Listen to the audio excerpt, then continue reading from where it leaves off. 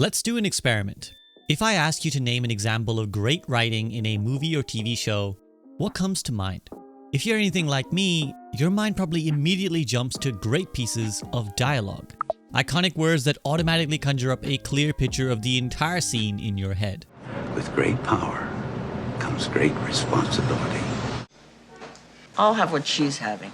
You want answers! I want the truth! You can't handle the truth!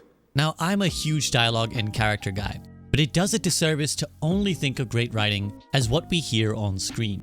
In fact, great writing doesn't require dialogue at all. That's why today I want to talk to you about a few films in particular which feature incredible writing without the use of dialogue. Pixar's Up and Wall-E, Studio Ghibli's Ponyo, and Warner Brothers' The Iron Giant. We're going to analyze how these films tell us everything we need to know about our central characters with barely a word needing to be said.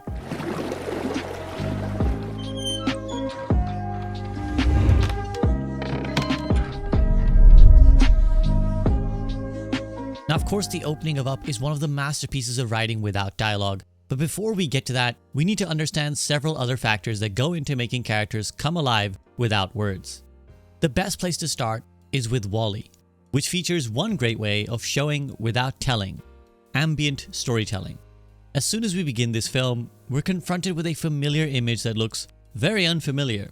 Normally, a shot of the Earth features beautiful green lands and a clear atmosphere. But by the dirty color of the land and the rampant debris around it, we can immediately tell that something is very wrong. From here, we're confronted with further images of the rampant pollution on Earth. But it's not just about telling us that things have gone bad on our home planet, because this is where we meet our main character, Wall-E, who, despite being in this kind of environment that we would find shocking and disgusting, seems to be diligently going about his work. As Wall-E is navigating his way around, we see billboards and newspapers and even a corporate ad which gives us further clues about what's going on here. Too much garbage in your face? There's plenty of space out in space.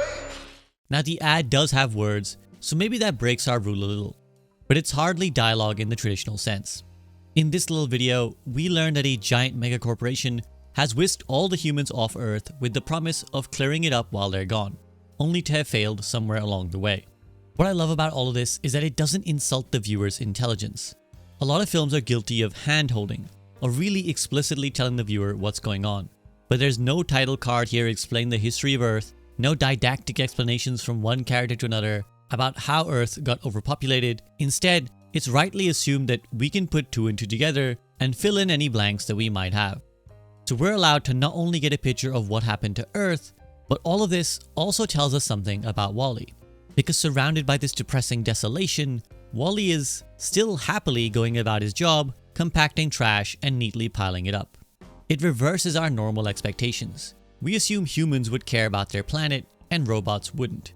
But positioned this way, the humans become callous and neglectful, and Wall-E instead automatically becomes the valiant hero, working to help Earth against very obviously impossible odds. Then, as we spend time with Wall-E, we move beyond ambient storytelling and get into characterization. So here's where I want to talk about what I'll call the 3 M's: mannerisms, mentality, and motivation, and how great stories use these to tell us everything we need to know without relying on dialogue. Each of these 3 things leads into the other. So a character's mannerisms, how they behave, tell us about their mentality, how they think, which then, if done well, gives us an insight into their motivation, what their goals and desires are. Let's go back to Wall-E and look at this. When Wall-E finishes for the day and comes back to his shelter, we learn something really important about him: that he's whimsical. Almost as soon as he gets back home, he switches on his little iPod turned TV and plays a song from the 1960s musical Hello Dolly, where a group of people are seen happily dancing on the streets.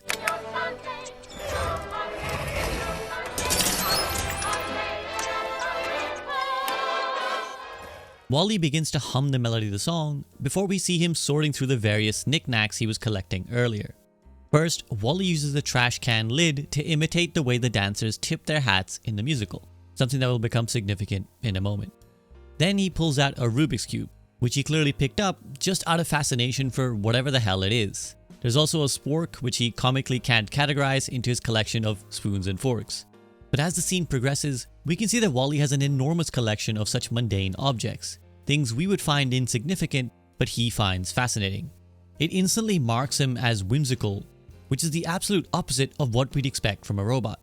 Even decades later, amidst the AI frenzy, if there's one thing we can't picture a computer being, it's silly or frivolous, doing things just because they're fun.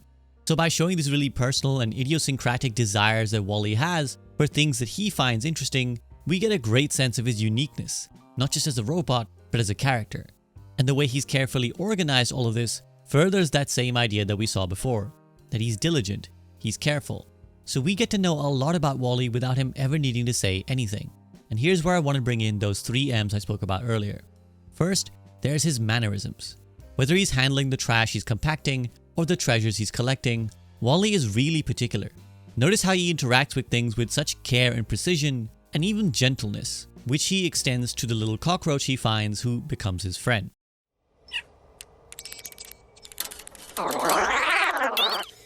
Combined with his whimsical nature that we just discussed, this gives us a great insight into his mentality, how he sees things. We as the audience can gather from this that WALL-E is kind and considerate, carefully doing his work to try and save Earth, as well as looking out for his cockroach friend. There's also something noble about him, carrying on with his work even though no one is making him do it. But his mentality and mannerisms also tell us about his motivations, which comes next. As he's watching the musical, he's transfixed by the specific scene where 2 characters hold hands during a romantic song. WALL-E again very gently, very carefully locks his hands together, replicating this action that he sees on screen, reminiscent of what he was doing with the trash can lid before. It shows us that in some ways, all he wants is to be more human. But it doesn't stop there. In the way that WALL-E looks at the screen, we can see longing. There's a sadness in his eyes and a clear fascination with whatever it is he's seeing in front of him. It tells the audience that this isn't some heartless, unbothered robot, but a being who is very much alive and craves what all living creatures do, love. So with this, we establish WALL-E's long-term goal and motivation, to find something more meaningful in the world, to replicate the wondrous feelings he's seeing on screen in this musical he loves. Yes, he's committed and happy doing what he does, but what he really needs in his life is love. And that's what arrives in the form of Eva, who he quickly becomes enamored with and pursues for the rest of the film. These 3 M's are a concept that several movies employ with characters who cannot or do not speak. Let's look at 2 such examples. First, we have this scene in Ponyo. There's Sosuke, our protagonist, who found a magical sea creature he named Ponyo, and the both of them immediately fell in love with each other. In this scene, Sosuke is showing Ponyo off to one of his school friends, but we can see from her mannerisms that Ponyo is immediately unhappy, turning away from the girl in seeming disgust. Then when the girl insults Ponyo, calling her fat and not cute, Ponyo responds by squirting water in the girl's face. Just with these small, sassy mannerisms, we learn a lot about Ponyo. She doesn't like the girl because she views her as competition for Sosuke's time and affection, and it shows us something about her mentality, that she's quite jealous and immature. Of course, that's understandable, because she's basically just a child who has no experience with the world at large. On top of that, it gives us an insight into her motivation, which is Sosuke. She wants and loves Sosuke, and her possessiveness comes from her desire to be his one and only love. We can see the same concept in evidence here in the Iron Giant. In this scene, Hogarth is trying to sneak the Iron Giant, a huge friendly iron creature that the US government is after, back to his house. Along the way, they cross some train tracks, which the giant sees as food since he eats metal, and he begins to chow down. As a train comes hurtling their way, Hogarth panics and tries to set the track straight, before saying to the giant, "Help me, I need your help. Put it back." You can see that the giant immediately takes this plea seriously from the expression on his face, and he begins to put the tracks back together, but they're not quite shaped right. So Hogarth asks him to fix it. When he gets them to a shape resembling the original, Hogarth runs off and says, "Okay, good enough. Now let's go." But the giant, by now, is clearly fixated on doing this right. So gently and very precisely, he makes sure to set the tracks perfect, losing track of the fact that there was a train coming. When he finishes, we see this childlike look of happiness on his face, but unfortunately, he hasn't realized that the train is about to crash into him. Of course, even after it does, he ends up fine and the damage he takes can be repaired. But this is another instance of those 3 M's giving us great character detail.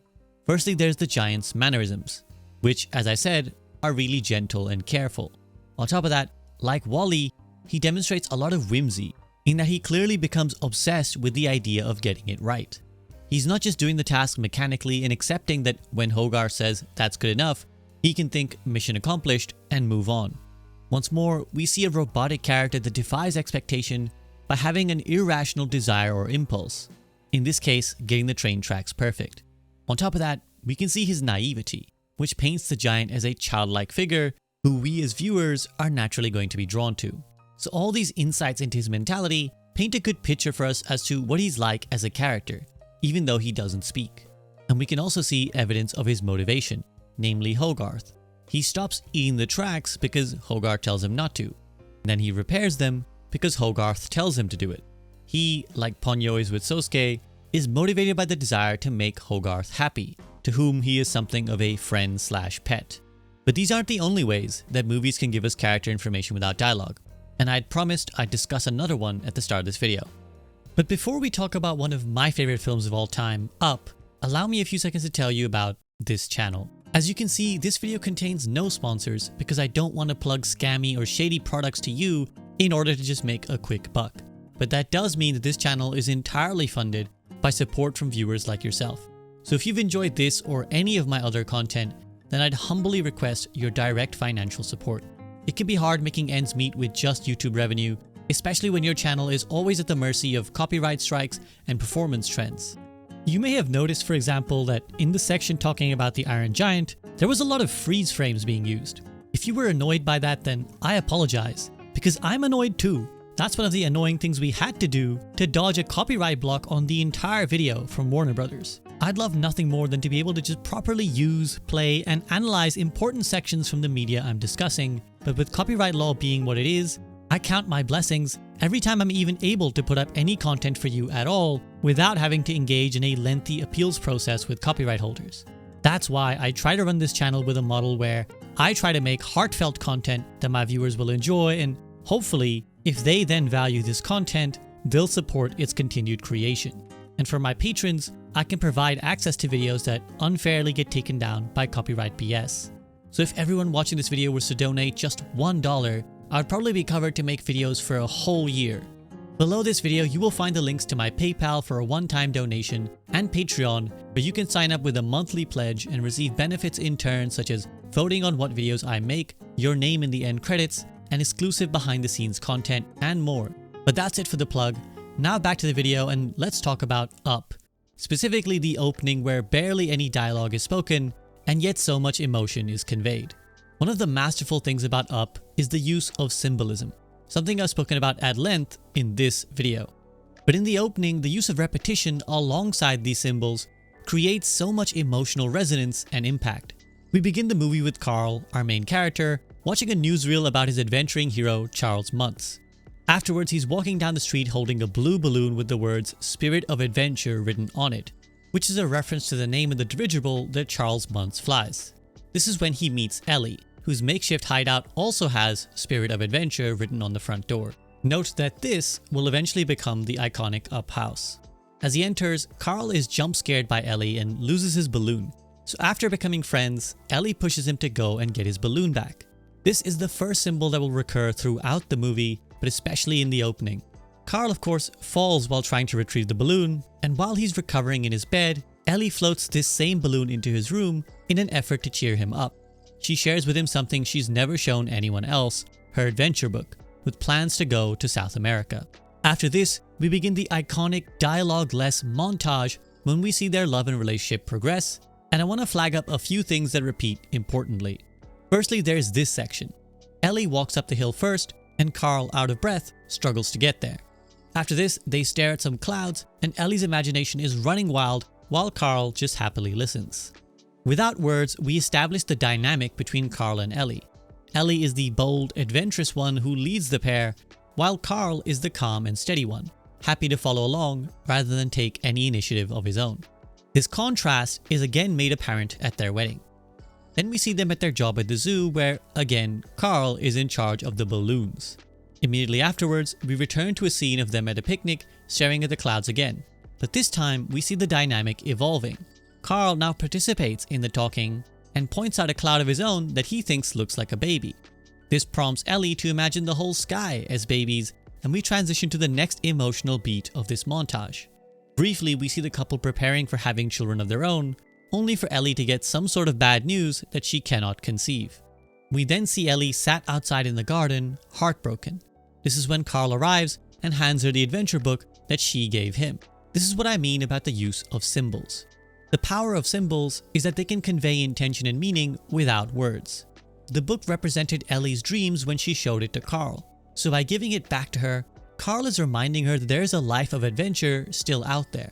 It may not involve children as she had hoped, but it can still be amazing as long as they do it together. So from here, we once more cut to the couple painting. But rather than painting a wall for their future children, they're now painting dreams of going to South America. Again, repetition allows for contrast. It's like when you look at a Spot the Difference book. When you're shown two similar images with some significant alteration, your mind immediately jumps to that difference. So this is a great technique used by the creators to show that Carl and Ellie's passion and nature of being dreamers is still there, but their focus has shifted to their personal adventures rather than raising a family. This takes us to the next emotional beat of the montage. We see a jar with the words Paradise Falls on it, and we can see that this is the fun the two are creating to go on their South American adventure. Now it's important to note that again, this is a symbol. The idea isn't that the pennies they're putting into the jar are literally going to fund their trip, though this is meant to be the 50s or whatever, so it might well have done. The jar is a visual metaphor for their finances and their dream. Repeatedly, we see it fill up, only for some unexpected expense to pop up that forces them to smash it and start over, representing how the practicalities of their life keeps interrupting their dreams. Then we get our final new symbol that repeats, Carl's tie.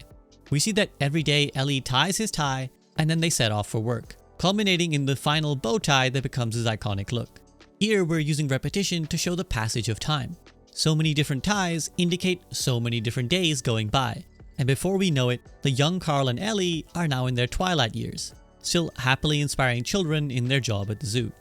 But we can see now that the jar has been shunted off to the side, buried and forgotten in a bookshelf, representing that while their happiness is still there, their dream of going to Paradise Falls has been forgotten. This is when we see that Carl is then reminded of this forgotten dream and heads off to buy them plane tickets to Venezuela. This is where all those beautiful symbols start to culminate, because we're once more confronted with the image of Carl and Ellie walking up a hill. But here we should focus on the differences which convey so much powerful meaning. Firstly, it's evening time, representing the stage of life that Carl and Ellie are in. In the earlier scenes, they're climbing the hill in the morning, because like morning is the early part of the day, that was the early part of their life. Furthermore, it's significant that it's now Carl who's at the top of the hill first, trying to spur Ellie on in turn. This represents how their dynamic has now done a full 180. Carl is now the one who leads and dreams big, rushing to the top and wanting to fly off to South America, while Ellie is now the one who quietly and happily follows. But tragically, this is when Ellie collapses and we next see her in the hospital. Two images now reappear. The adventure book that Ellie is reading, and then that blue balloon which Carl now floats in to try and cheer Ellie up, continuing the pattern of them having reversed roles. One last time, Ellie gives the book back to Carl, representing a message that will become the core theme of the film. She's telling him to go on an adventure without her. But this is not an idea he's ready to accept. Not until the very end of the film, after he's had his adventures with Russell. After this, we're left with one final heartbreaking contrast. We fade to Carl sat holding that same symbol of a blue balloon, now the only thing he has left of Ellie. He's in that same church where they got married, but we can tell from the visual context that this was no such happy occasion. It's Ellie's funeral. Distraught, Carl turns to walk away, and we transition back to their house.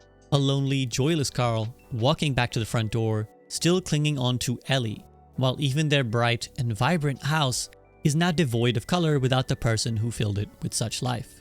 It's doubly sad that just as Carl was starting to discover his sense of adventure again, he has it all taken away from him, at least until he learns to love once more.